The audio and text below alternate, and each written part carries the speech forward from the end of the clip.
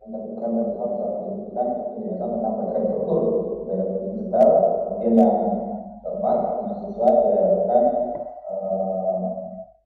mampu mendefinisikan kaitannya dengan pengelolaan SDM lokal.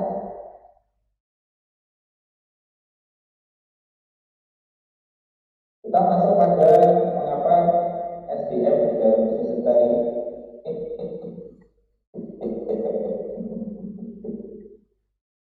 Karena di sini kalau kita lihat bahwa fokus pada strategi dalam kultur organisasi itu pendekatannya adalah koordinasi dari aktivitas karyawan manajemen praktis untuk membangun kekuatan kerja yang efektif dan mengurangi yang namanya tingkat perputaran karyawan. Nanti kalau kalian belajar di manajemen SDM, ya, itu ada namanya tingkat perputaran karyawan. Ya. Jadi kalau bahasa teknisnya itu orang HR itu ngomongnya turnover retention, jadi retensi keluar masuknya karyawan. Nah, di dalam bisnis retail ini sangat mungkin terjadi sangat besar, ya, karena mungkin sistem pekerjaan yang memang orientasinya pada target, sehingga banyak karyawan yang mungkin merasa kurang ini ya, bisa menghadapi tekanan kerja yang luar biasa. Nah, sehingga dalam pengelolaan SDM tadi itu bisa memberikan kontribusi besar ke dalam peningkatan kinerja dalam perusahaan. Nah, harapannya retail juga akan dapat keuntungan yang kompetitif dengan mengembangkan sumber daya dengan baik. Nah, akhirnya manajemen sumber daya manusia ini diharapkan sesuatu yang sifatnya adalah vital dan penting dan fokus pada strategi di dalam struktur organisasi. Nah, nanti akan saya jelaskan mengapa keuntungan perkaryawan itu harus diminimalisasi ya, kalau bisa memang dihindari. Ya, harapannya adalah agar tidak keluar biaya yang cukup besar. Karena turnover itu kita dari rekrutmen seleksi dan mengeluarkan biaya yang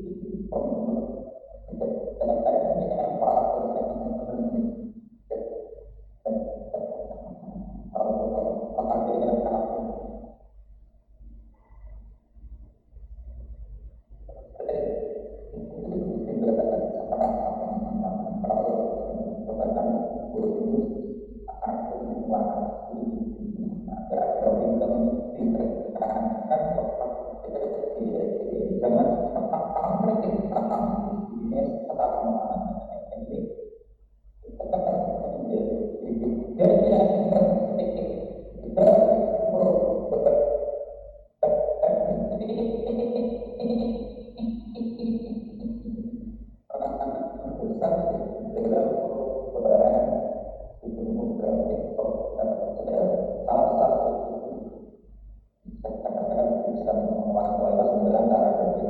Ya, contohnya katakannya kita sekarang apa yang kita katakan dengan Z ini itu bisa kalian lihat beberapa yang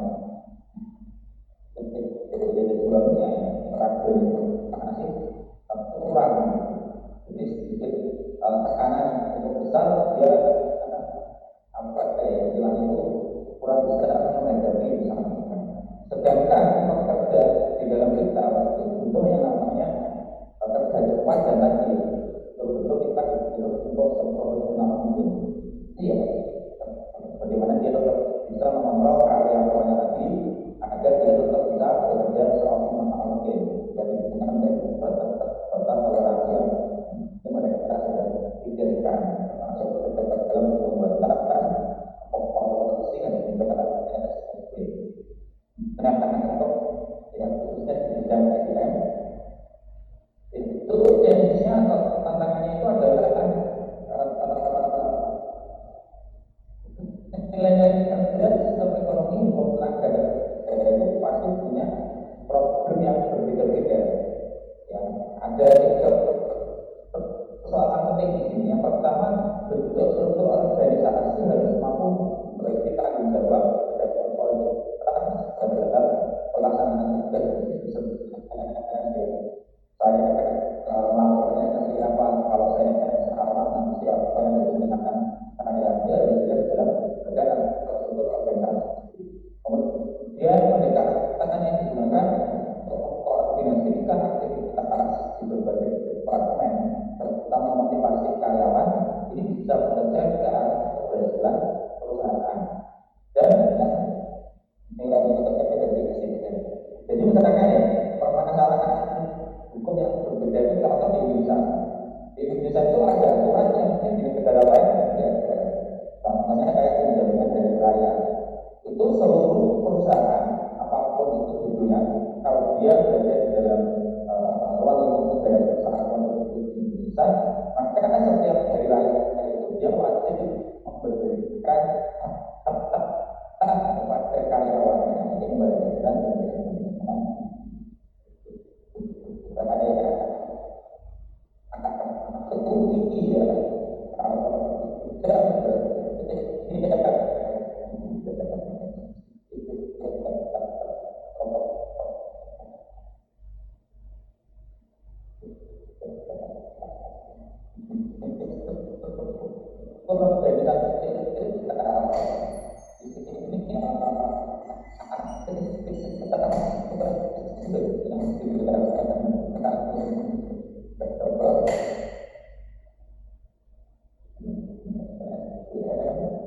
jadi ya kalau dari lurus berarti dari kalau mana perintah ya, kalau yang putus-putus berarti koordinasi ya, namanya kayak audit ya. Audit itu dengan struktural itu biasanya dia sangat garisnya adalah koordinasi. Jadi dia harus independen karena dia menegakkan yang namanya uji kepatuhan. Kemudian langkah pertamanya adalah mengembangkan struktur organisasi, yaitu menentukan tugasnya apa. Dalam hal ini ada 4 kategori tugas ya: manajemen strategis, manajemen administratif, manajemen produk, dan manajemen intern. Nah, ada beberapa pilihan